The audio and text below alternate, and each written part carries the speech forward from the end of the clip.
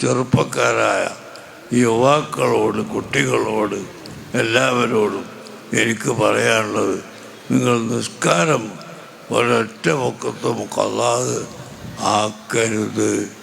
രാഷ്ട്രീയം വന്നാലും ശരി, ഇലക്ഷൻ വന്നാലും ശരി, വിജയം വന്നാലും ശരി, പരാജയം വന്നാലും ശരി, ഏത് സമ്മേളനം, കല്യാണം, എന്ത് വന്നാലും നിസ്കാരം ഖളാക്കിയുള്ള ഒരു കല്യാണവും നമുക്കില്ല. നിസ്കാരം ഖളാക്കി ഒരു സമ്മേളനവും നമുക്ക് പാടില്ല. നിസ്കാരം ഖളാക്കി ഒരു മീറ്റിങ്ങും നമുക്ക് പാടില്ല.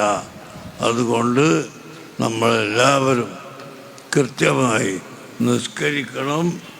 ആ നിസ്കാരം പരമാവധി പള്ളിയിൽ പോയി ജമാഅത്തായി നിസ്കരിക്കാൻ എല്ലാവരും ശ്രമിക്കണം എന്ന് മാത്രം നിങ്ങളോട് പറഞ്ഞുകൊണ്ട്